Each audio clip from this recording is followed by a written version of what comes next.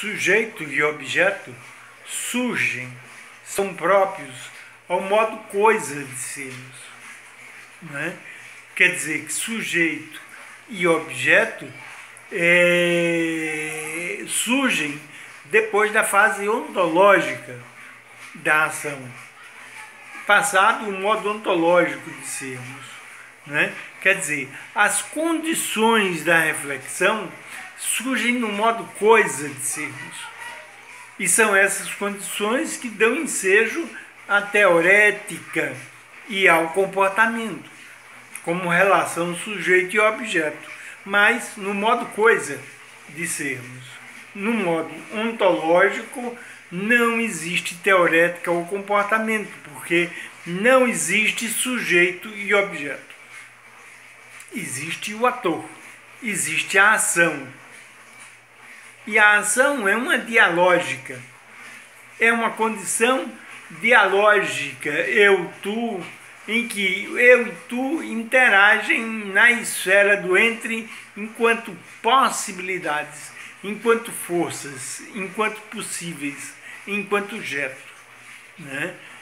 E essa condição da ação é especificamente pré-reflexiva, anterior à reflexão, anterior à teorética e ao comportamento.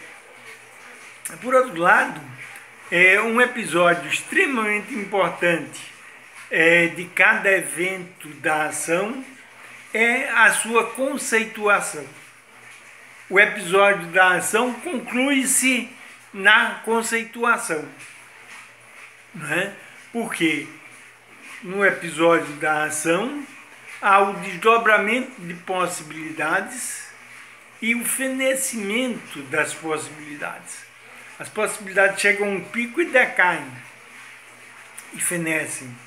E quando elas fenecem, elas se supersimplificam, elas se esquematizam, elas se caricaturizam. Em suma, elas se conceituam. Esse é o processo da conceituação.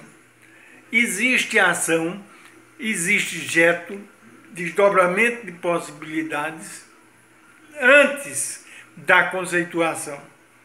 A ação, em específico, é pré-conceitual. Especificamente, a ação se dá anteriormente ao processo da conceituação, no qual termina a ação. Então, a condição pré-reflexiva e a condição pré-conceitual são constituintes importantes e responsáveis pelas demais características do modo ontológico de sermos. Isso porque, dentre outras características, o modo ontológico de sermos é, em específico, desproposital. Ele é ação desproposital. Ele é vivência desproposital. Quer dizer que ele é um despropósito? É um despropósito, não é? Quer dizer, não existe um propósito na ação. A ação se dá gratuitamente, né? De um modo desproposital. Né? E é importante, metodologicamente, a vivência desse caráter desproposital da ação para a vivência de qualquer fenomenologia. Né? Então, o modo fenomenológico de ser, o modo ontológico, é desproposital. O modo fenomenológico de sermos, o modo ontológico de sermos, é não causal. Não vigoram as relações de causa e efeito ao nível do modo ontológico de sermos. A vivência da ação é não causal. É desdobramento de possibilidades não causal. Por outro lado, é importante entender que a ação, no modo ontológico de sermos, é desdobramento de forças, desdobramento de possibilidades. e por isso necessariamente a ação é moção. A ação é movimento, é mudança, né? E por isso, sendo moção, a ação é emoção. É o modo específico de sermos da emoção. O modo ontológico de sermos é o modo específico de sermos da emoção, né? E é também o modo de sermos da motivação. É o modo de sermos da motivação, né? Além de ser o modo da emoção, da sensibilidade emocionada, segundo os gregos, né? É o modo de sermos da motivação, né? E o modo ontológico de sermos é um modo de sermos não útil, não é da esfera da utilidade, não é pragmático, né? O modo de sermos da emoção é o modo de sermos da criação, enquanto o modo de sermos do desdobramento de possibilidades. E em sendo o modo de sermos da criação, é especificamente superação. A vivência do modo ontológico de sermos é vivência de superação, né? E o modo ontológico de sermos, por sua finitude e pelo sofrimento que é implícito essa finitude, né, caracteriza-se também como um modo de sermos de retorno das forças de vida. O retorno das forças de vida dá-se na finitude do episódio fenomenológico existencial da ação. De modo que o modo de sermos ontológico, fenomenológico existencial, é o modo de sermos da regeneração.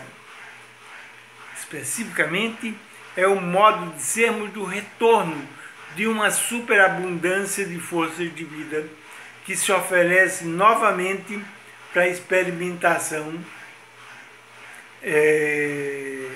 não causal e não útil, né?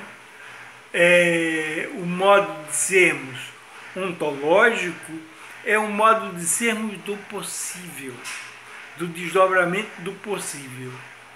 E por isso não é o modo de sermos da realidade.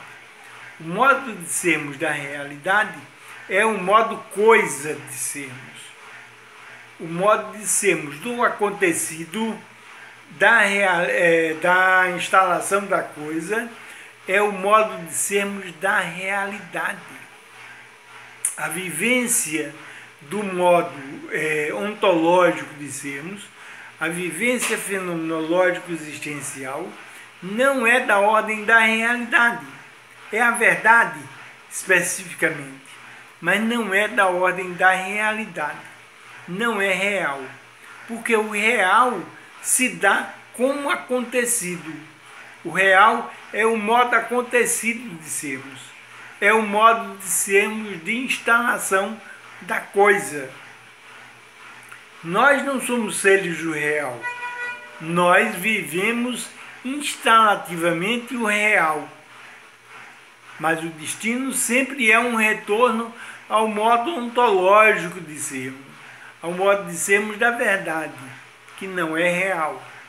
O modo de sermos da realidade é o modo acontecido, é o modo de instalação da coisa, é o modo ôntico de sermos. Esse é que é o modo real. Quando essa realidade se cristaliza, né, nós temos o que poderíamos chamar de hiperrealidade. Uma realidade dura, coisificada, cada vez mais cristalizada, né? E cada vez mais mortífera, cada vez mais conceitual, cada vez mais reflexiva e cada vez mais mortífera. e frequentemente de um modo paralelo ao desenvolvimento da hiperrealidade, se dá um desenvolvimento de uma ontofobia, de uma fobia do ontológico, né? Ontofobia e hiperrealidade são os dois elementos, né, do que nós podemos entender como uma patologia contemporânea, ou a fonte de patologias contemporâneas.